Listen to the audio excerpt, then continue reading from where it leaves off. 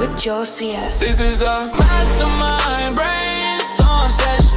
This podcast is brought to you by Emotional Damage. All right, welcome everybody. This is the Josiah's experience. I'm probably about to rebrand once again because this is an evolution in process. The idea for this podcast is that I started it because I wanted to start doing brainstorming sessions for self-clarity, and then I realized that other people will benefit as well. So that's why I bring guests on, and also I have a YouTube channel that I post the content on. Also, I realized that oh yeah, I wanted to do a YouTube channel as long as I can remember, but I realized that I don't really like talking to a camera by myself. But if I'm having a conversation, then that's good. I like that. That's actually fulfilling, and it feels good. But this is the reason why we're here. So today's topic is, oh, by the way, let's just do introductions, and then we'll get into the topic. But just the topic for the day is personal power. I've been listening to this CD, what's called Personal Power by Tony Robbins, and the last CD 5 talks about the force, what is it, man, I'm just forgetting now. I had the summary here, but anyways, yeah, so CD 5, Personal Power. Hi, Karina. What's going on? What's going on? What Happy up, what up? Wednesday. So we're just gonna do a round of introduction. The topic for today is personal power. I posted some stuff on the WhatsApp group. That's what I'm missing here. Let me see here. Okay, it's called the driving force. That's the topic for today. So, and it comes from the CD 5 from Personal Power, Tony Robbins. And it's really like there's like a matrix here. Some of you have this already, but it's like there's 4 parts to this. The first one is it feels good and it's good for you. Those are the best habits. The second thing is it feels bad but it's good for you. These are the disciplined habits. Then there's it's good for you. It feels good but it's bad for you, which are the guilty pleasures. And then the worst habits are that it's bad for you and it feels bad. So those are the 4 things, and then we can talk about the 6 needs, about that. And so the rule of thumb is spending more time in the first box and reframe the second and cut down the last 2. So we'll do a quick round of introductions, and then we'll get into the outline. We will start with let's start with Emmanuel. Emmanuel's brand new. I know the rest of you, so Emmanuel, give us a quick intro, and then after we're done with everything, we'll get into the topic. So my name is Emmanuel Velasco. I'm on a mission to help 70 to 100 people learn everything I know, and so that they could help another 70 to 100 people each themselves. The impact of that is 50 million plus people impacted, and I'm doing that through perspective and mindset. Beautiful, beautiful. All right, Mons, let's go to Mons. Yes, I'm from Stockholm, Sweden. One of my passions since I was 17 years old has been to meditate. So I have studied and explored a lot of like philosophical content, and I just explore with myself and also combine it with self-development to like try to always improve and go to the best version of myself. So that is my central theme, I would say. Yeah, and I write a lot and other stuff. Yeah. Beautiful, beautiful. Karina. What's going on, everyone? Nice to meet you, Emmanuel. Man, I think I might have seen Mishika before. But I'm over here in the Orlando, Central Florida area. And I just kind of live by this mantra of, create, connect, and contribute. I feel like it doesn't matter, where you are in life. If you move within those pillars, you'll be able to get out of any hole that you're in. I guess, I create and connect and contribute with a lot of things and in a lot of ways. But in this space, I'm kind of known for coffee. I really feel like coffee brings people together, and I put together a lot of collaborations, a lot of events, a lot of different ways to create and connect, contribute over a cup of coffee. Beautiful, Mashika. I think that's a Russian name, Mishika. Yeah. Yeah, I might have totally said your name wrong, but I know you look super familiar. Yeah, Please that's all correct right. me. That's all right. I understand. It's a difficult name because it's Sanskrit. So the correct pronunciation is it's Meenakshi. Yes. So please, your introduction. Okay, I was thinking to introduce myself differently today, so I can't figure out actually how to Do introduce any myself. introduction you want. Like there's no rules here. Just introduce yourself however you want to introduce. You know what I'm saying? Like do a quick intro, and that way we can. I'm just a normal person. I just do my work come here to chill out on podcast, to learn new things and learn a lot about Tony Robbins teaching, because mostly people that I've met through this podcast really talk about Tony Robbins and haven't got an opportunity to attend and see him live. So that's what I do. That's my introduction for today specifically.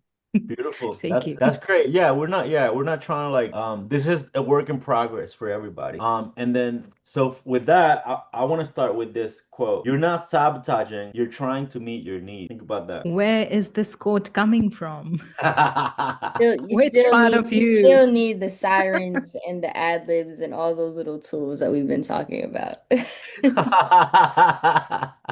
Yo, Karina, your inconsistency, like you have to come and you have to bring the soundboard, like All right, let me pull one up on YouTube. So whenever you say something, I'm gonna just throw the horns up. yeah. So this is a quote from Tony Robbins. He says when people talk about like, oh, I'm sabotaging, I'm procrastinating. He says, what if you're not sabotaging, procrastinating? You're just trying to meet your needs.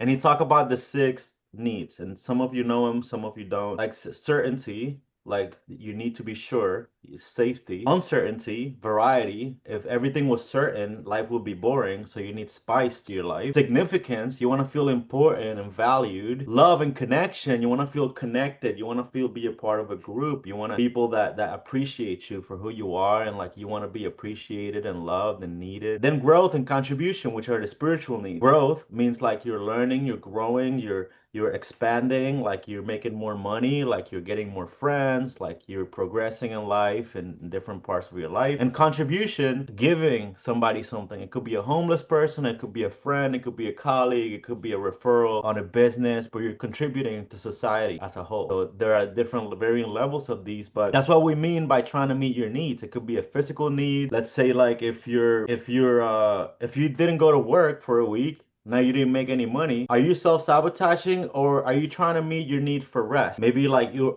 super stressed and now you're just trying to meet that need so you can rest. So it really is about balance. Like, like one of our physical needs is like we need to rest. We need to have sleep. We need to recharge our batteries. So thoughts? The way I take the quote is more so we wouldn't sabotage ourselves if we had the information, right? So if we have like, okay, I know that I need to per se eat, rest for 8 hours, and I don't do that. It's like I don't necessarily know that that's what I need at this moment. So then once I find out, like you were saying with the rest part, it's like, okay, I need rest today. That's why I'm like, okay, I need this to like help me keep going. So maybe that's when you take off so you could get your rest. So the lack of like the information of what you need at that time is the quote unquote sabotage, right? But it's really the realization of like, oh, okay, like this is what I need at this moment. So it might be that person speaking on like Facebook or something. And you're like, oh, this is the information I needed to bring me to the next level where I want to go. So it's more of I got a quote to push back on that real quick. And then I want you to answer. So somebody once said if information was the key, then professors would be the millionaires and the billionaires. well, it's more information without action is useless. So like knowledge, like you can have all the knowledge in the world, know everything, but if you don't apply it, then it's useless. So it's like you grabbing what Tony Robbins just said and like feeding it to us. That's you applying that information and giving it to the people. So you're teaching yourself to solidify that information as well. So it's like you're regurgitating it in a way that you understood it to teach others. And so that again solidifies it again in your head. But most people, what they do is like, wow, that was so motivational.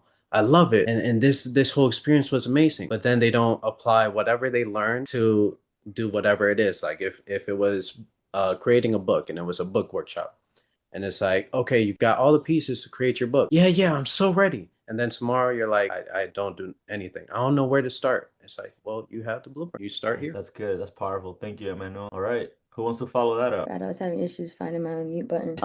I think that's like an amazing perspective, because like sometimes you learn twice by teaching, and I feel like you're really only ever able to teach once you've actually like grasped something. Like you can like regurgitate something word for word, but when you're able to regurgitate it and then put it in your own words, that's when you've really been able to be like, okay, not that I understand, because like you can't fully really understand anything, but like you're understanding. Because once you get to the point to where like, like I understand everything, then you like instantly become like not coachable and teachable. So like you just continue to be just like understanding. But I'm big on like, I like looking up words. I feel like a lot of like we'll say things, but not really know what it means, you know? So when you look up the word like sabotage, like by definition, right, it's to deliberately like destroy, right, to like inflict damage. And I feel like no one really, depending on the person, but like not many like intentionally sabotage themselves. I feel like we unintentionally sabotage ourselves. Like we may do something that we know causes us harm and may like, you know, destroy us. But I feel like, and I think this was the last topic that, you know, when I hopped on, we kind of talked about. I feel like that ties right hand in hand with like self-image. If like the way you see yourself and like where it is that you're heading, if they're not in alignment, you're naturally going to like sabotage yourself, because there's misalignment with where you're currently at and like where you kind of see yourself. So I feel like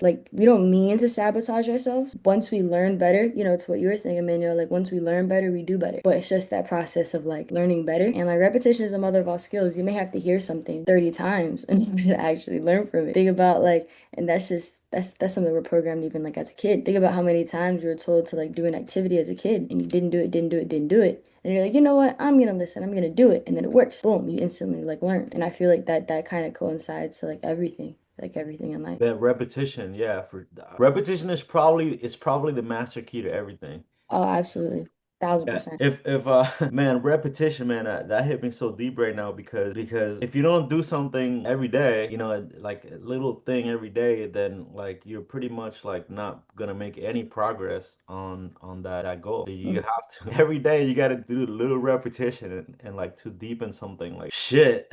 All right, once to follow that up. Can I just add to that? It's like the repetition, it's so key because you might be like, oh yeah, I like, cars, for example. I like working on cars. Once you put those 20 hours in and you're like, and you do it fast, you're like, okay, you know what? I don't like doing this. You find that out through the repetition. But if you just try it once, you're like, I don't know. Like maybe I like it, maybe I don't, but I'm not sure because I didn't put enough work in. And then so the longer we expand that time of like, okay, that 20 hours, it takes some people 5 years to get to that point. And so instead of taking 5 years, you just immerse yourself in it with the repetition. And then you find out, okay, this is something I want to do or not. Wow, it's really cool that you say that. Literally, I had like a realization the last, I don't know, maybe like 72 hours. So like I grew up like as an athlete, but I hate running. And you know, once you stop working out, like your body catches up to you. And so lately I've been doing things and I've kind of just like I was like just out of breath. And I was like, okay, like I have to kind of get my cardio back up. I'm not big on running and like my bike just broke. Normally, like I really like to go biking.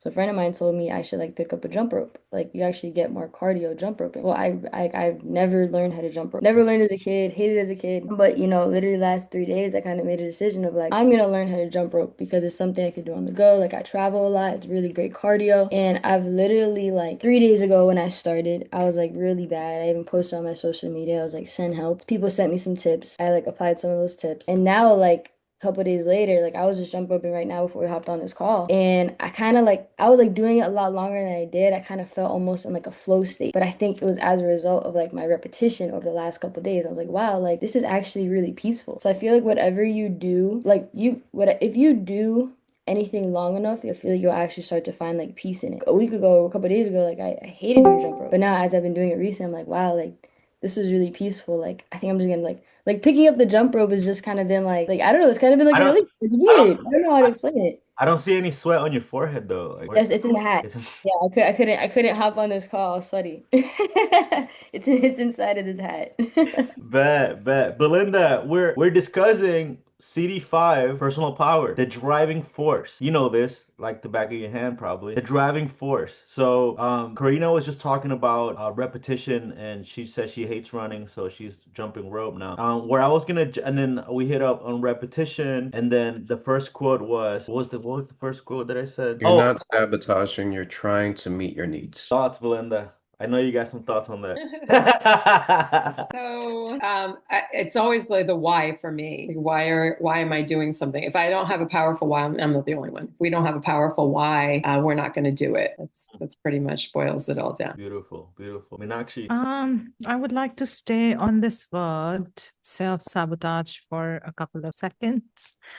They are like what I can gauge from my understanding, there are always going to be two types of people. One who don't know what they need. Unless I know what I need, or if I'm trained from childhood that I have to take care of others people's need, I am definitely being being in this self-sabotaging myself. And the other kind of people who know their need very well. And sometimes their needs come first. So this is a cycle of self-sabotage where these kind of people always are going to attract each other. Somebody who puts their need first and someone who doesn't know what they need. They are like trying to fulfill somebody else's. And that's the point where someone who don't know what their needs are is going to always self-sabotage. So first, we need to remind us what our needs are, which category we fall into. Someone who's in the certainty kind of needs is always going to have conflict with someone who is,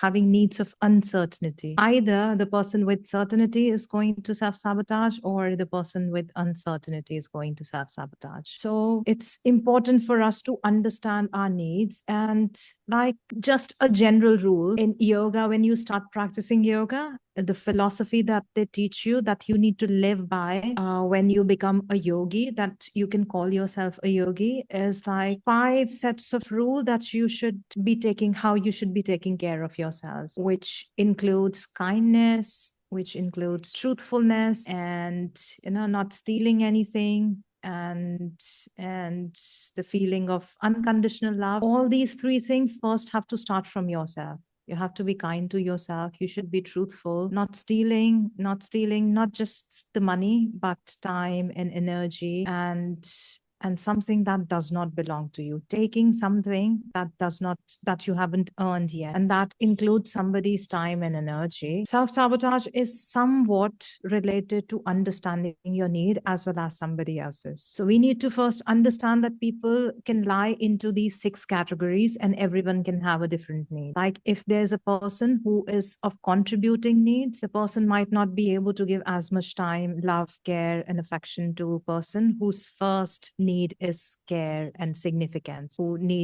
someone who needs to feel significant in other people's lives. So you're ready. You got. Yes, I did write down some like topics that you talked about. Okay, so like I was thinking like, imagine like where we are right now in life. So like what you mentioned with like, repetition, because repetition is something that I see that when you repeat something, it goes down into the subconscious. And when you do it long enough, it sort of like reprograms your identity. And that also makes it solidify in the transformation you make. And I think also like action is then the bridge to like repeat it into your mind until it's like rippled into all of your life. For example, now you are doing like podcast, and like if you're consistent, you do it thoroughly all the time, it will start to become a pattern, and that will be like the reality you move into. And like, some things in life is like we have that we want to have is like hard habits, and some things we have like not really solidify yet. We want, but we need like discipline in order to push it through. And like some things we want, but we don't have. So like I think like when we analyze this, we can also understand this process. And often when you set to the driving force, often in the beginning you need a why, a purpose, a vision, and also like the fire of motivation, I think, but also like the discipline to like in the long term, repeat it until you get into that reality. I guess like, self-sabotage is often probably how we define when the transformation we are on crash. So we fall out of that transformation and break it. And I guess like, that has to do with like why we do it, what is the need, and that is like unique for everyone. And maybe we have to listen to it, or maybe have to push through it. I don't know, like that. Unique. So yeah, that was some of the things. No, it's beautiful. I I'd like to go back to what Emmanuel said on, I think, what did you say? Let me see here. I wrote it down. Oh, I don't feel like it. Or I hate doing that. So Tony talks about something like draw out something that you love to do, and think about something you love to do right now. And then also think about something you hate to do. So try to get that into memory. If you need to write it down, write it down. There's a reason, like Belinda said, there's a reason why you love doing something, and there's a reason why you hate doing something. The why, the reason, the why, the reason, the why, the reason. For example, I love traveling. It fulfills all of my needs. Like I will go like to a brand new country, explore like the people, the scenery, the pretty girls, all of it. And I'll have a good time. Now I hate door knocking. I hate cold calling. I hate approaching pretty girls. Why? Because I have associated and I've been looking into this recently. And why haven't I been doing these things that actually yield me the best results in life? Is because I have associated negative things to these actions. Door knocking. If I go up to a door, I know there's a high chance that the person will either not come to the door, or maybe they could be mad. They could say something. So what do I do here? What's the solution here? Because I have to make sales. So what's the wall between me and the sale? What's the wall between me and love? It's that thing that I hate doing. So Tony talks about, oh yeah, where's that thing again? The driving force matrix again. So something that feels good and is good for you, which probably will be traveling. Something that feels bad for you but is good for you, which is the door knocking or the cold calling. Something that feels good for you but it's bad for you, like a guilty pleasure, probably smoking or drinking. And then something that bad for you and feels bad for you, which I don't know. What's an example of that? So let's hear some of your examples. I'm curious. Belinda, I was just gonna ask if you can just elaborate more on what you said in the comments. I feel like it needs to be recorded. Sure, sure. So I'm listening to Keziah's talk and I'm like cringing because one of my expertise is around our language that we use. So the moment that we say that we hate to do something or I have to do something, like I'm a rebel without a cause. If I have to do something, I'm not doing it. But when I get to do something, so we change our language around that. If we say I get to go knock on doors, and if you take that vacation, well, when you go on vacation, you meet new people. You might be knocking on the door to a vacation rental. So what if we just change the mindset around it? And like we all know, change our words, change our stories, change our lives. So how can you take what you already love and know that you can get that by going and knocking on doors? Oh, I get to go knock on people's doors. Conversations create future. What if you're not going to knock on a door to sell something to somebody? You're going to knock on the door to create an opportunity, not just about selling. It could be something completely different. I actually, I had a client that she used to think I have to call people to talk to them about my business. And she ended up calling somebody. It was going to be about her business. She wanted them to join in something.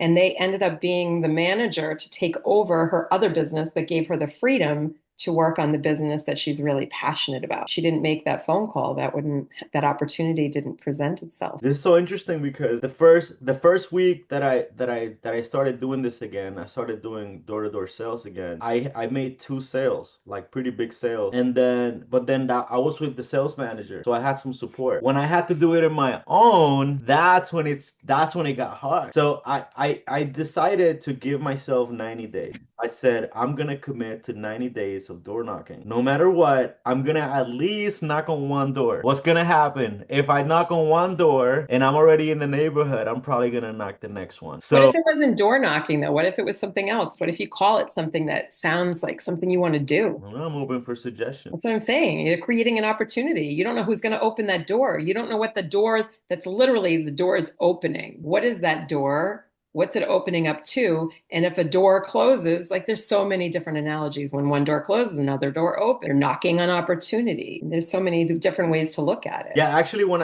I talked to Jeff helped me to clear some of this up actually. Because he asked me, okay, what is it that you like doing? What is it that you love? And then I was like, and I thought about it. I wasn't able to answer in the conversation, but then I said it's traveling. I love traveling, and he says, oh, don't you love creating spaces for people and stuff like that? And he started bringing these things up, and I'm like, yeah. And then next morning when I was at the beach meditating, it kind of came to me. I'm like, yo, eventually I'd like to get to the point to this is all I do. I travel and I create spaces that are fun for people to grow and contribute together. That's it right there. You're door knocking and creating spaces for fun. right? It's it Ah, I love that. See, I knew you were laughing for a reason. You're over there cracking up. because I love what Belinda was saying because words are important too. So it's like I like to say perspective is a point is an opportunity wrapped in a point of view. So how you see it is how you get it. So for example, if I get into an accident, I could be the person who's like, "Hey, F you, you hit my car. You know what? I'm gonna kill you." Or I could be the person that's like, "Hey, are you okay? Like, I'm not worried about the car. It's just a material object. It's fine. Like, are you okay?" Like life is more precious than whatever is going on with our car. It's like two different same thing, same scenario, but two different reactions. And then like a word that I love is impossible because if you break it down, it's impossible. So nothing is really impossible. Like this phone, right, that we have, it's like that was an impossible idea. If you went 30 years ago and was like, yeah, instead of having this super like a lab of computers or a whole room that's a computer, we're going to just have it in our hand and we could put it in our pocket. And then we could have a flashlight, a calculator, go on the internet, like do all these things. It'll be like, oh no, you're crazy. But now it's a reality. It was impossible before. And now that became something that was a possibility. It's just all depending on how we view things. So when you speak and you say things, it's like, okay, that's true. I can't argue with you. If you say like you hate doing whatever it is, okay, I can't say no because that's your point of view. That's how you see it. But if you say, "Oh, I love doing this," then it's like, okay, yeah, I agree with you. You love doing it. But it's all depending on the person. Like how they see it is what it is. Like we can't change how they see it. They have to change it for themselves. And then like it's an automatic. We agree with whatever you said because that's your point of view. Association, which is it's another word, it's another way to say what Belinda was saying. Associating. So this is one of the parts from the disc, from the audio. If there's something, the way to move something from like the tier two to tier one, which is something that you hate to do but it's good for you, to something you love to do that is good for you, is by associating. So the reason you hate something is because you're associating negative things to it. So the way to turn it into something that you love, which you could really enjoy anything, if you really figure out the name of this game, you need to associate positive need contribution to it. So for example, if let's say somebody says, oh well, am I achieving certainty? Am I achieving like variety, surprise? Am I achieving significance or love, through this growth and contribution? How do we associate things to our tier two things that we don't like to make them things that we like? Oh, go ahead, go ahead. No, you go first. That's all right. I was gonna just So polite. You guys are so polite. what Belinda has said earlier, like everything really does rise and fall to why you're doing anything. Like you don't like the reason we do anything is because like we want to, and the reason we don't do anything is because I don't want to. Like it really is just that simple. When we kind of to what you're saying, like the association, like changing your association around a thing makes you do things even like you don't like. For example, someone who's going to the gym. Like they've gotten to a point to where like they're maybe so like dissatisfied, to a point to where now they're associating the gym with growth instead of associating the gym with like pain or associating the gym with like something negative. And it's what you were saying earlier, like, wanting to travel now and like, wanting to create this. Like I really believe like there are oceans that allow you to create like the opportunity. So it's just about finding your ocean that allows you to create what is it you really want to do, right? Create, connect, contribute. It's really that simple. We're just in, right now we're in this connecting scene. But from here, we're probably gonna go and create something that because something here off of our contributing off of our connection sparks something else. Something you said. Oh, I'll go ahead, Meenakshi. Or Chica, like Karina calls you. Sorry, Joe, you had to cut yourself.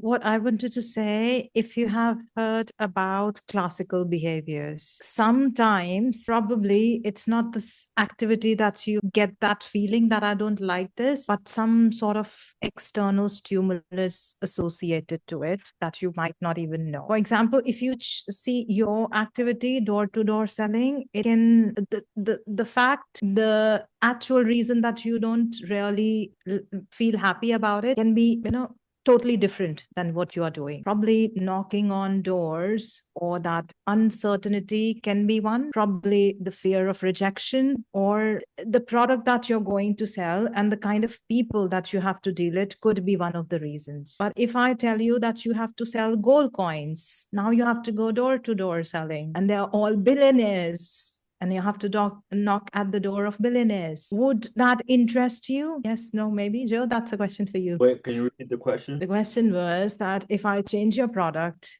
I give you gold coins, and now I send you only to billionaires. Would that activity make you happy? Would you be happy to knock door to doors to sell gold coins to billionaires only? No, because it's not the door-to-door knocking. It's the reaction. The same reason why men are afraid of walking up to a pretty girl, because the rejection. If I walk up to a door and I knock on the door, and then back to the list of the association. The reason why you hate something is because you're associating a negative need to it. So let's say, for example, if I hate door knocking, it's because I'm associating negative uncertainty to it. So it's negative uncertainty. Positive uncertainty is like a surprise, like, oh my God, yes. So that is the replacement that it needs. Right. So the classic conditioning says that you just sandwich the things in between. Like, I hate traveling to the place where I live.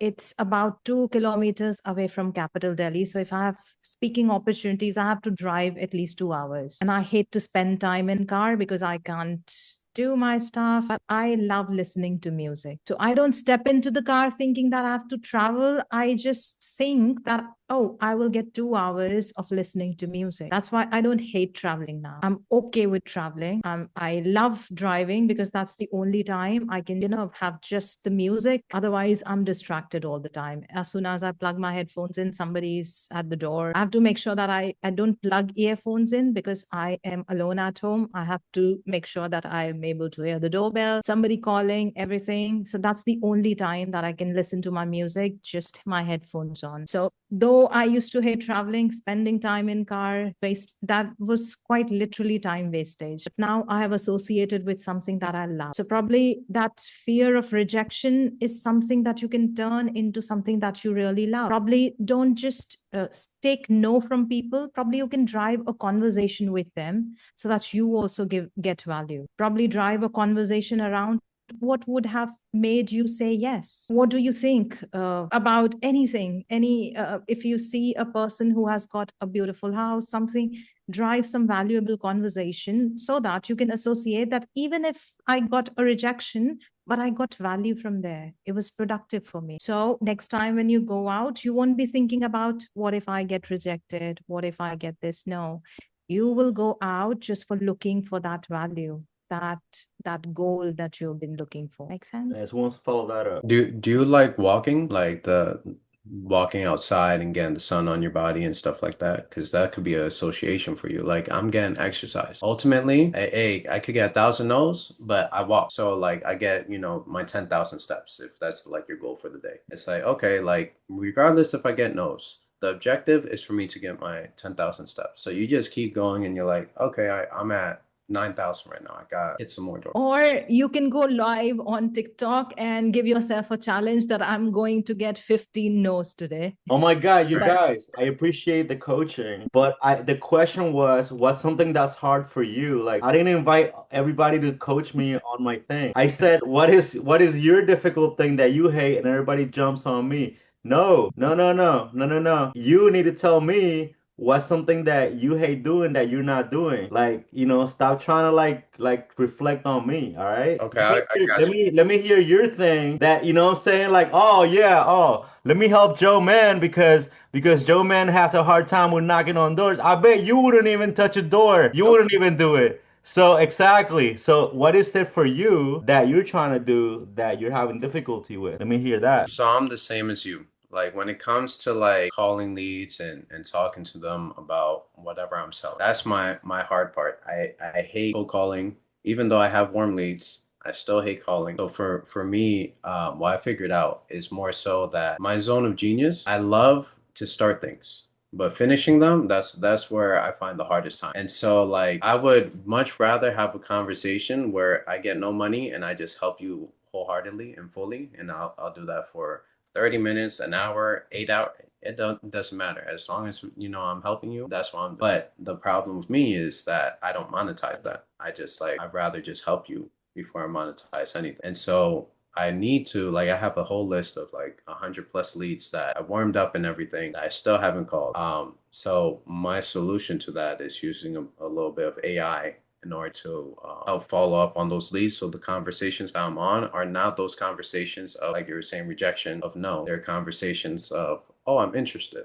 Let's talk. What about you, Mons? You've been quiet for a while. What's something? Yeah, like I have had like a lot of things that I don't like to do, but it has been a part of like the plan forward. I often have like a vision of what I want to do, and then sometimes what you want to do has things you don't want to do on the road. So like, and often it's maybe, yeah, as you said, negative associations. For example, right now I don't do YouTube videos, but I did that, sometimes. And I always like, hated going out up on camera. Like, but I did it. I think I just associated negatively. I don't know why. I never really like to just talk to myself. Maybe I should have probably programmed that. But yeah, that actually creates like a negative emotions when you go into it. And I also think this affect like how you also integrate yourself into the habit. Because if you love something, you go into like this engaged energy and you perform way better. But if you have like resistance, you will probably have a negative effect. Also, like I think sometimes it can take time to reassociate it, or maybe we have to just do it. But it's also hard to just push with discipline and without reprogram it, because then you will always have like this, I don't know, maybe that when you go into it, you change. But it's also helpful, I think, to reprogram that. Because like, yes, everybody says like perception create emotions and reaction. It also affects like what we download into our own mind and world, like how we see things. Like everybody sees different worlds when they look out in the world. Often it's like their inner template or what they believe in that creates what they get in. And if they have like negative association, like, yeah, information that will mirror that will come in, or like maybe like low confidence and stuff. So, and also like one other thing I also have very hard with, it's always finishing, like Emmanuel said. Yeah, I've always had like hard finishing things, always jumping from the new, and then it's like, this like endurance in the long term. So yeah, that is something, that is hard, I guess. Seeing the why can help you at least break it. Yeah, that's some of my thoughts. Yeah, I love that. Like the way you said integration, that I was actually just writing that as you were saying. That shows how aligned we are. So focus, discipline. Tony says you can get a high, you can get an immediate high from focus or from discipline. You really are not gonna hit like a quantum leap of like improvement unless you get in a state of positive flow. And what is flow? Flow is like when you're repeating like every day and like you're not even trying. Like that's a state of flow. So how do you integrate your life in order to get into a state of positive flow? If we were to think about the things we do, for example, Belinda said that her social media, she would like to do more social media, Emmanuel would like to get better at cold calling. For me, it's door knocking and networking more with people. First of all, I would like to hear if you want to write down where Karina, Meenakshi, like what are your thing is, write it down in the chat so we can all see. And but yeah, how can we integrate in a way? Because for example, if we're doing something at a high level, it's really hard to pivot. If you're, for example, Karina's doing events all over the place, if she wants to integrate her new thing that she knows she should do, but now like if she makes a wrong move in that path, she might fuck everything up. If she's not careful how she pivots and moves and does things. Same with Belinda. Belinda's got her groups and stuff. She's got like an organization she's building. So if she makes like the wrong move at a wrong point, like it could mess her up, like on a point. So like how do we pivot in a smart way to where like if we're already on a path, if you're starting from zero, you have no problems because you just gotta go. But if you're already on a path that's like strong and like like you just gotta shift a few things, those calculations, that's when it gets a little bit interesting. So what are your thoughts on that? So just to kind of like kind of give like what I've definitely been struggling with. I think it's funny. I feel like we're all kind of struggling with the same thing, but like that's like it's normal. I feel like it's all forms of like rejection basically. I'd say what I struggle with is pretty similar. Like I guess that sometimes I'll feel like nervous. Like I love putting the events that I put together. Like I love putting them together. Like I love bringing people together. Like, I love doing that. But sometimes I feel uncomfortable just like going up to strangers and telling them what I do without like the context. So lately, what I've been focused on is I really feel like for me, it's kind of just come down to environment, because there's certain environments where like I thrive, like Joe, like where I met you. I was already around a lot of growth-minded people. So I feel like I can have a certain type of conversation. Whereas if you're walking to someone just randomly on the street, I just sometimes just feel weird having like a growth-minded conversation, because it's like I have no idea if we align in that kind of way. So for me, I've kind of recognized that I have to put myself out there in like different types of environments so I can connect with like those kinds of people. And to your question earlier, like how can you shift? I feel like sometimes, and I heard Myron Golden say this, like all work works, right? Whatever's not working for you is working on you. So it may be that what we're doing is not that it's not working, is that it's working on us while it's actually gonna like be working in the physical. So maybe we just have to keep doing whatever we're doing long enough to actually work. I have a thing on that. It's, network marketing, two a day, like to the two a day discipline, Yeah. which is And that duplication. that applies to like everything, Everything, everything. every business. You tell two people a day about what it is that you do, whatever it is, like it's naturally just gonna multiply. Yeah, yesterday when I was like in my car, just with the AC, just thinking about knocking on doors. I was just procrastinating in my car. Like, what's his name? Who's gonna carry the boats guy? What's his name? David Goggins. Goggins. Yeah, Goggins is like, sometimes I tie my shoes for 2 hours, and I don't want to go out there and run, da, da, da. So I'm over there twiddling my thumbs in my car, like, because I know I've committed to knocking on doors every day. So I'm like twiddling my thumbs, and then I think about Jeff Olson, like, network marketing. When I was doing that, he says two a day, duplication. Why is that important? Because like everybody can do two a day. Anybody can do two a day, or even one a day if you need to do one a day to start. So Jeff Olson used to say this. He used to say, like, if you haven't done your outreach for the day, if you haven't done your exposure for the day, or talked to somebody new about your business, take 2 tapes and throw them in the front yard, because it signifies you're signaling to yourself your commitment psychologically, emotionally. You're literally taking 2 tapes, you're throwing them away,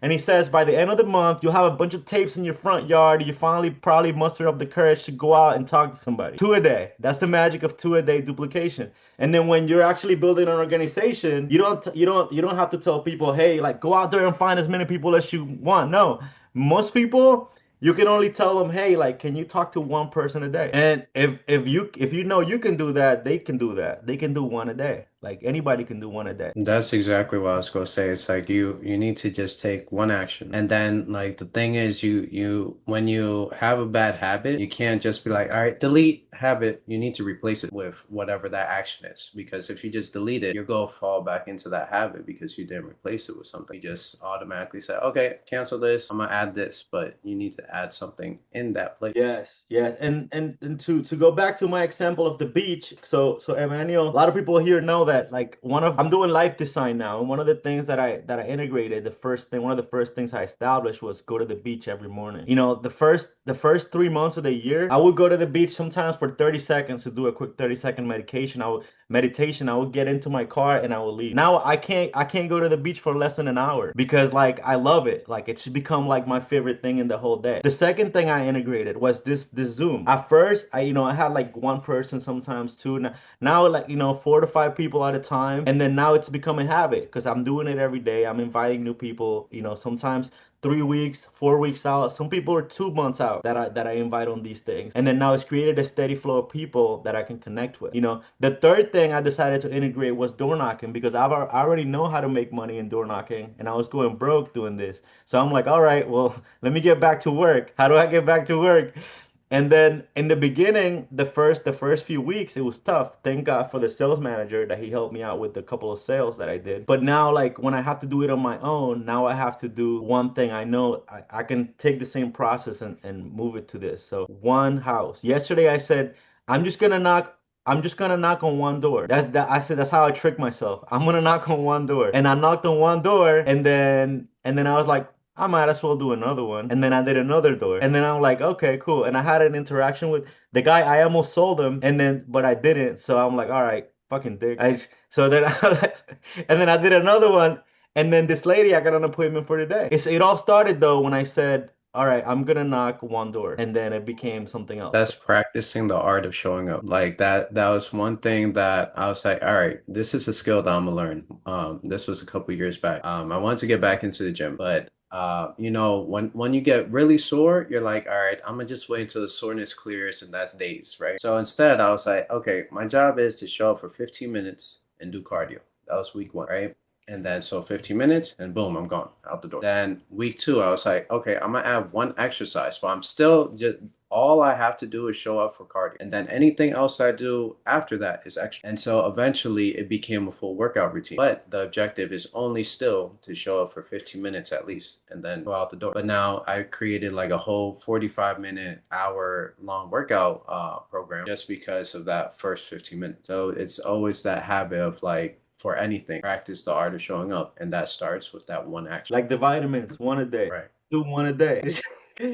Yo, Mons, what's up, man? Well, you've been quiet. You've been taking notes. What's up? Yeah, now I don't have as much notes, but yeah, I do think like, you know, when you take, when you do a change in your life, especially if it's like a habit, a new habit, and you want to do something, and specifically if you have like resistance, then I would actually just suggest like to do it like for a very short time, like 10 minutes, like for example, with for me, like, gym has always been easy, like, but yeah, for example, like to join here, that can also be a habit for me. Like just, you know, get here, learn to like talk about, you know, in this scenario that has like, you know, some positive effects, like what I say. So like, you know, to learn to do like a little bit in a time, and when it start to like, as we said before, become more repetition and easier, then you can start to maybe like improve and become better and see like what can you improve, how do you get, because like we said also, like if you do something long enough, you become a master basically, or like the more you are in something, the better you become. Of course, like when you do something, the way you do it and how you progress and the system you use will also determine. For example, like I have meditated a long time, and often like I've noticed that some can excel very quick in it, depending on what their goals are. Like if you want a lot of like mental power or just want silence, this will of course different systems get there. But depending on how you do it and what kind of practice you do, you will also excel in different ways. So not only like to do it long enough, but also the way you do it. But if you're just getting into something new, start small and just break that. I don't know, I would say. Like, I guess like we all have habits. Like one negative I have is I don't go up early on a consistent basis. Hard to sleep sometime, and that is something that have been challenged some periods. So yeah, I guess like, you know, it gets like a domino in life, and you know, it compounds. Absolutely. Oh, go ahead. Oh, I just want to say this quick thing right here. Right here. Tony Robbins talks about becoming a designer of patterns of fulfillment. And how do you do this? So he says a key insight is 4 of the 6 needs are met at a high level, and that's why it's addictive. Scrolling, for example. I'm addicted to scrolling. You know, before shakes her head. You know, sometimes I'm like, you know, but it meets a lot of my needs. It even meets my growth goals, my growth needs, because I'm scrolling and I have like this thing where I have ChatGPT, so I can take if I have a short that is useful, I can take that and transcribe it and then put it in ChatGPT and create a framework and an illustration, put it on my wall, or like, you know what I mean, like use that. So but then the scrolling also has the negative sides to it. Like sometimes you could get mindlessly scroll, and then you know you do that for 45 minutes, and before you know it, like you just wasted 45 minutes. For sure, I feel that it's like that doom scroll. It's just you just get lost in it. Like you had an objective, you maybe were watching that one specific video, and then it led to, oh shoot, an hour passed, and now here we are. And what Mance was saying is like what I heard in my head was build systems, not habits. Because if you build a system, you will follow the system. The habit is kind of fleeting. It's like, yeah, when you're motivated to do the habit, you'll do the habit. But with the system, it's like you wake up every single morning and you go to the beach. You built a system. You're like, okay, I do A, B, C, D, and G, right? And you follow that system. And it's like, no matter what, even if you're in the car waiting to door knock, you're like, I'm here already. So if I don't knock at least one door, I'm wasting my time. So then you go out and you do that one door. And then, you know, these habits are more so needing to be systematized. So that's what creates the consistency. Okay, joke break. What kind of tea always tells the truth? Crusty? Honesty. Anybody get a joke? Okay, what kind of tea creates the best connection? Creativity. That's close. With mushrooms in them. The mushroom man. No, it's vulnerability. Karina looks like she's laughing without. Without any sound. That's actually my real life laugh. Like I don't really make sounds when I laugh either. So that was realistic, muted or not. It's like Yeah, it just like my breath is gone and then it's just like silent and then it just like comes back. So very realistic. Whatever you heard in your head, like that's what it actually was. I heard nothing, so nothing it was. No, those are good. Those are good knee slappers. Knee slappers. All right, what kind of tea is the best listener? Receptivity. These are good topics. Are Yeah, you a dad? Because these are in that dad joke realm, Oh right? yeah, definitely dad joke. Dad joke. I'm a wannabe dad. Should start writing. You should start Hey, you writing your got practice early, so you got all the dad jokes right. That's what yeah. I'm doing. That's what I'm doing. Like I'm practicing right now. And So this is gonna be your second book that's out is your dad joke book. no, it's the T.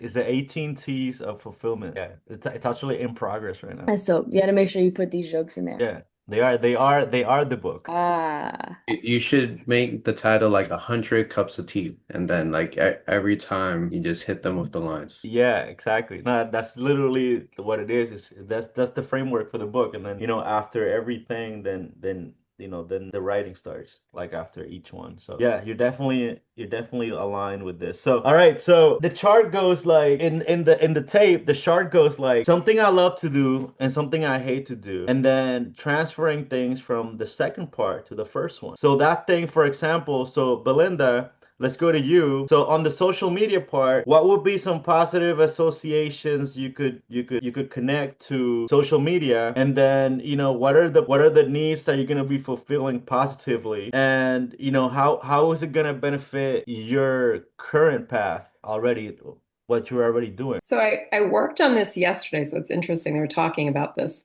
So one, changing the name of calling it a social media live post because my thought of that is a girl and she's like, "Hey guys," and it starts off like that, and I'm not doing that ever. I So I was can't. with I was with another group of people yesterday, and all of the women on this particular call were saying the same thing. And in the beginning of the call, we all were talking about, what is it that we're doing and we're catching up. And before I pressed record, I said, okay, we already talked about what we're doing and we caught up. And that was like 25 minutes. I said, now take what you said and let's just put it into 30 seconds. So when we record and other people are watching it back from our group, they don't watch all of that. So we did that. And at the end, when we were talking about social media posts, I said, what if we do this? Because this, like what we're doing right here, I don't have a problem talking about anything and it's what I want to share. There's a lot of things here that we talk about that I would want to share. Look, And you're live on TikTok right now. oh, look at that. Live on TikTok.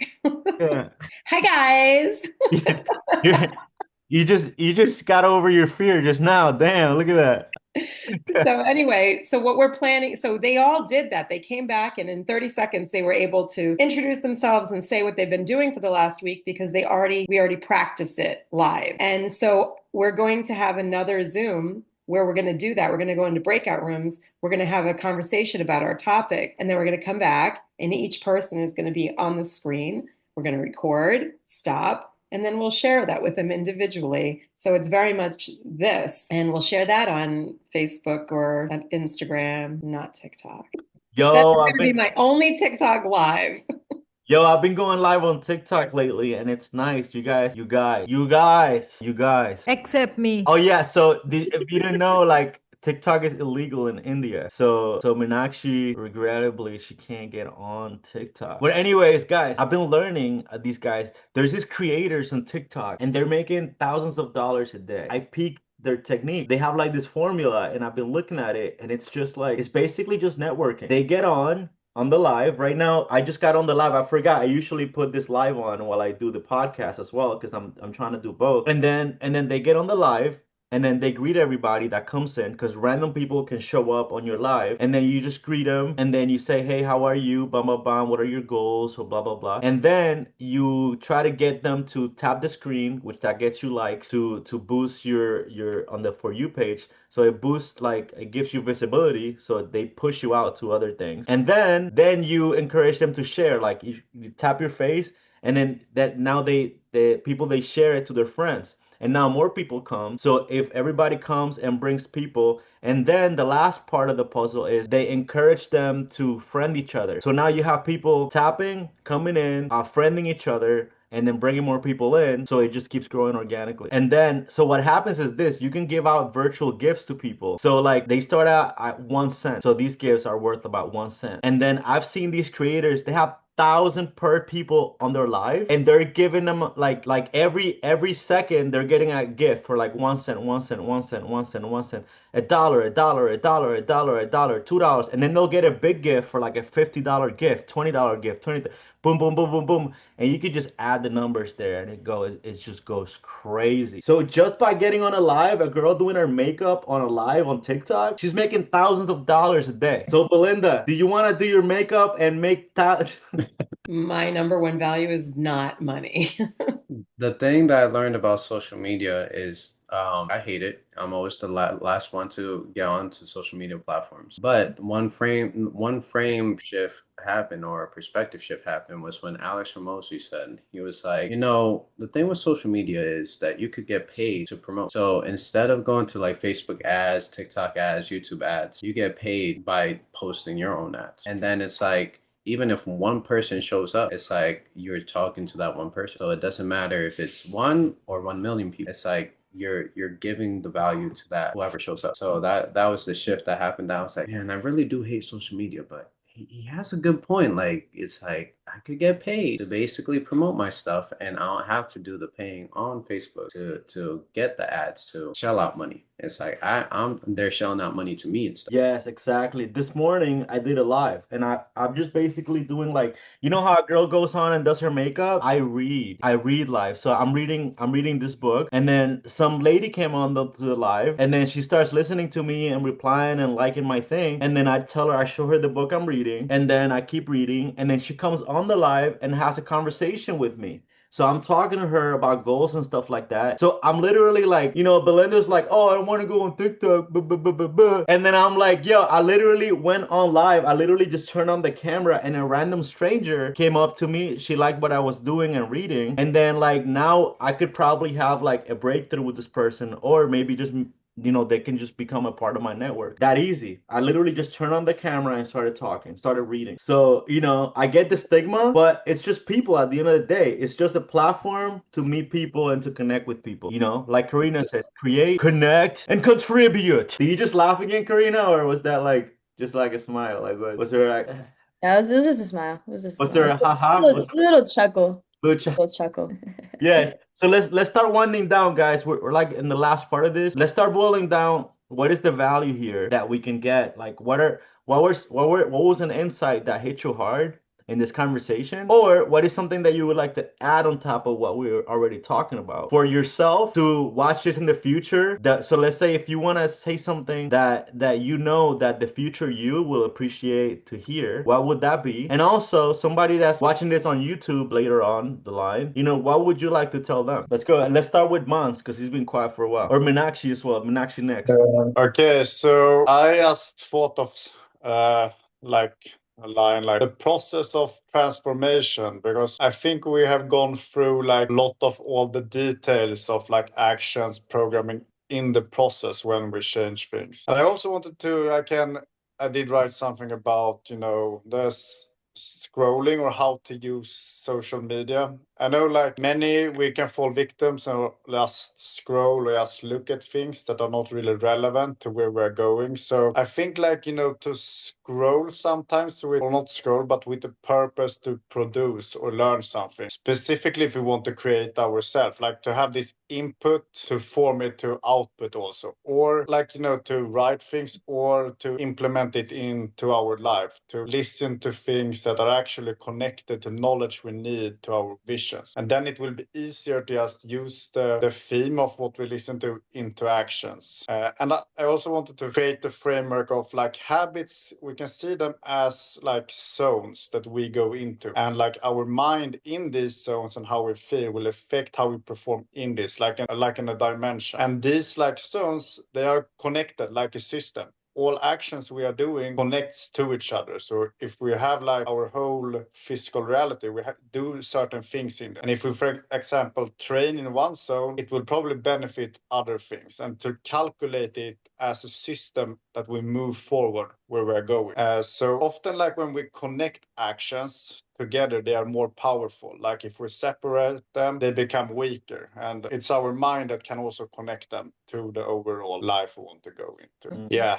So like to avoid distractions basically and keep on target and to use social media in a way that benefit us, not destroy us. Meenakshi. I would say, keep blending things together. Oh, by the way, I just came up with something for Meenakshi. So your last name, got him. All right, go ahead. Very funny. Anyways, what was I saying? Keep blending things together, because what I realized, what was gold for me from the conversation is taking action and repeating it. So when we know that, first two quadrants that we have been talking about, something that feel good and does good for us, and something that doesn't feel so good but still good for us, alternate between these. So if you have to just do something that doesn't feel so good but it's actually good for you, sandwich it between something that feels good and good for you, because once you finish that feels good and is good for you, and you have to get onto something which doesn't feel so good, you'll be looking forward to that activity that you're going to be doing immediately after it. That, let me just quickly get over it and then I'll do this. Again, you can go back to something that doesn't feel so good. So just sandwich it between. This will help you with two things. First, you will make that habit loop, which is like taking action, repetition, and sometimes it might feel normal after some time. Also, it will help you that dopamine hit that you're craving for in check. That doesn't matter. I don't have to feel good all the time, but this activity is immediately after this is going to make me feel happy. Yeah, got him. Got him. Got him. That's genius. That's genius. Sandwiching tier 2 with tier 1 or even tier 3. Because you could do something that feels good and it's not necessarily good for you, like to be able to enjoy the number 2. And that will help you in conditioning. Then you could drop the 3 and then just do the 2 once it's into 1. What really struck me, well, there were two things. When you redirected everybody, because everybody, instead of listening and instead of focusing on themselves, they were like, it's so much easier, let's just help Josias. I don't want to think about myself. Yeah, everybody's like, oh, they go into coach mode. Oh, you should, and you should, and I'm like, come on, guys. Oh, I had my questions ready for you, and you were like, stop doing that. Oh, okay. I was right with everybody else. And the second thing is, somebody else told me this year, and it was around exercise, something similar to what you said around the beach, Josias. He said that he wanted to start a gym routine, and he literally just drove to the gym. He walked inside and left. And he did that for like 30 days. And then he went in and he did something on a machine, and then he just left. And he went in and he was talking to people, and he didn't make it that he needed to do anything at the gym. He was just going to the gym, and he became a person that said, oh, I go to the gym every day. And so it was a reminder when you said, I'm going to the beach every day. And at first you just went there for a few minutes. So that's a really fantastic idea. I'm going to see where I can, like if I went live on Facebook for 1 second. Yeah, One second exactly. a day. Yeah, you could do like 5 seconds, like why not? Like 1 second, 5 seconds. And then once you're in it, then you start playing with the little things. And then before you know it, you're in there for 10 minutes already. And then that's it. You can shut it down and then try again the next day. Like, even as a teaching moment, there's so many people, I'm not alone, that are just not comfortable with doing lives because of whatever stories that we were telling ourselves. So just saying, hey guys, I'm going to go live, making that public declaration, even if it's a hello, and then seeing where that leads. Great. Thank you so much, Josias. Great topic. absolutely. It was nice. Karina's ready. Karina, I know you're ready. You're over there shaking your head. You're bobbing your head, shaking your head. Oh Coming to yeah. the club, checking my dress, throwing them birds and busting their head. I don't know that song. You lost me there. You might be more of a millennial than I am. Yeah. No, but I was really really just like thinking back, kind of just internalizing, just seeing, that's what you said, like what I can apply. I like what you and Belinda, what you guys have kind of been saying about like finding a habit to do consistently just for this, not maybe a habit, or to what Manny was saying, like a system, or just doing something consistently that like is like creating like non-negotiable of like, I'm gonna go here, I'm gonna do this just every day, regardless of like whatever you get out of it. Just the habit of doing something, and like that word association. Like there are things that like I've been like procrastinating, and procrastination really just comes from like the expectation of a negative result. So I know that like consciously, like I say that and I sound like, oh yeah, that's smart. Like she knows what she's talking about, but like I'm still procrastinating.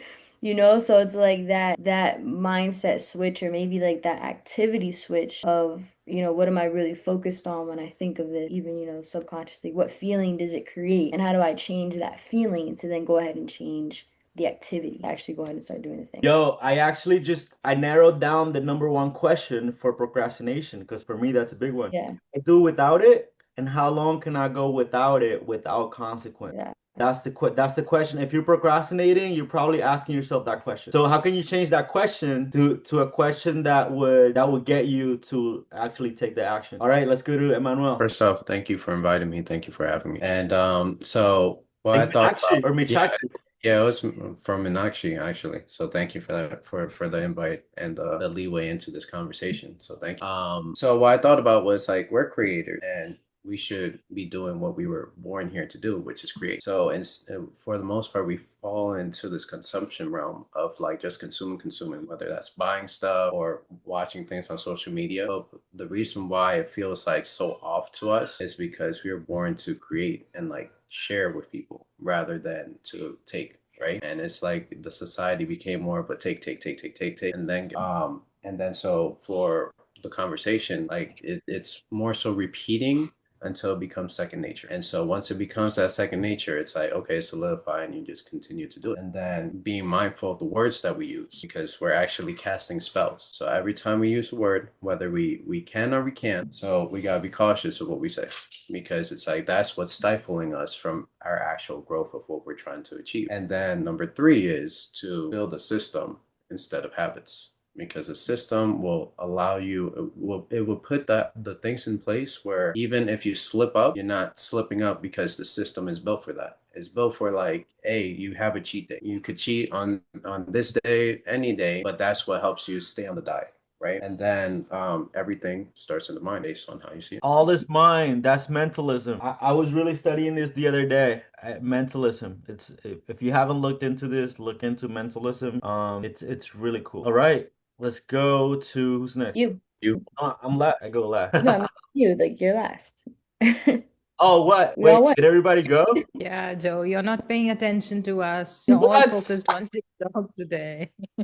What? All right, one repetition. So mentalism. What was it? I had some illustrations of mentalism that I for some analogy that came out, and they were basically all is mind. So what does that mean? All is mind. Like everything is mental. So basically, it's like if your mind is the artist and the world is the canvas. Your mind is the sculptor and the world is the sculpture. That's what all is mind means. Your mind is the child with the coloring book, and the coloring book is the world. So you can literally color the world as you see fit. But first, you need to learn how to use your mentalism. Can I just add to that real quick? It's like Absolutely. us getting up today and showing up on this call. The only reason why we're here is because of our mind. We could have been like, hey, I'm sorry, Joe. Like, I can't make it. We could have made an excuse. We always have an excuse within us. It's easy. And so it's like whether we go to work, whether we eat right, whether we go to the gym, it's all in the mind. We could feel bad one day. We feel sick and we still show up. So it's like that also stems from the mind, whether you do or you don't. Okay. One word, one sentence, one phrase that would summarize this for you or for somebody else. Like, how would you summarize it? One word, one phrase, or one sentence that will encapsulate this and put it in a nice little bow and make it a gift for you or for somebody else. Positive association. Go ahead. A systematic transformation as a creator. Systematic association as a creator. A transformation, yeah. systematic transformation. Systematic transformation. Emmanuel, I guess let's bring it full circle. You're not sabotaging, you're trying to meet your needs. you're not sabotaging, you're trying to meet your needs. Meenakshi. Yeah, for me, it's like taking action and repeating so that you create that discipline, not just looking for motivation, but yes, doing it anyway, however you feel. But for me, it's one a day. That's what's gonna be for me. One a day. One a day. You do one thing a day. All right, we got a treat. Meenakshi, could you do one of your magical visualizations? Yeah, let's go. All right. Are you guys ready? All right, sit back, relax, be here with me.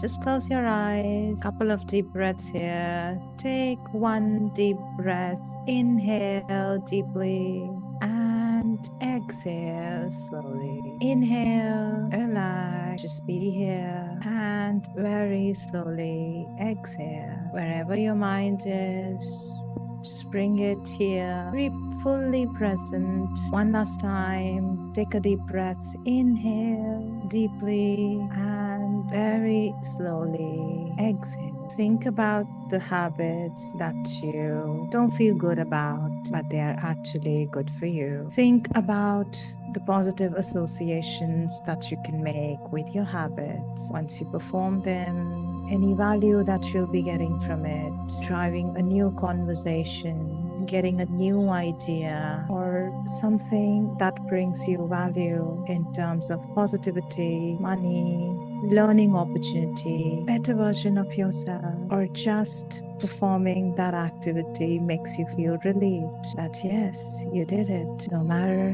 how hard it was, you still performed, you still did it. Think about performing that activity as your win, just performing, being present in the feeling of doing the right thing, creating that discipline of showing up every day, even though you don't feel good, but that's all right. All this activity needs is just your presence, not your perfection. To be present, think about the activity, see yourself doing it every day, being happy about it, celebrating that you did it anyway. Think about the positive things that you're getting from it. Maybe it's the difficult sales call that you did, and by talking with client, you got a value, a feedback that you can go and implement. Or is that difficult workout that you did anyway, even though your body did not feel like, even though your mind was shutting down. But after performing that, you know you did the right thing for your health. Something as simple as that, reading a book that you have been avoiding for a very long time, the knowledge that you got from the book. Associate positive memory with your actions. Replay that positive memory associated with your actions. And once you're ready, brings your palm closer to your chest, press it hard onto your heart until you create that memory within your heart of positive association with your habit. Take one last deep breath into your heart. Whenever you're ready, just come back, not even a second before. Fucking love door knocking. Wow, I can see that love into your eyes. It was like, oh my God, I love it. Manuel, do you love cold calling? Hey, I love taking imperfect action. I love it. Yes. Karina, do you love doing cold approaches in public? Yes, I love the relationship that can be made from it. But the action though, do you love it? Do you love like going up to somebody and like making him smile? Yeah, I never know what can come of it. Yeah, this is awesome. All right, thank you everybody. I think next week the topic is gonna be live with passion. Thank you everybody for joining. Thank you, Joe. See you next week. Mastermind brainstorm session. Mastermind brainstorm session. Mastermind brainstorm session. Mastermind brainstorm session. With Joe CS.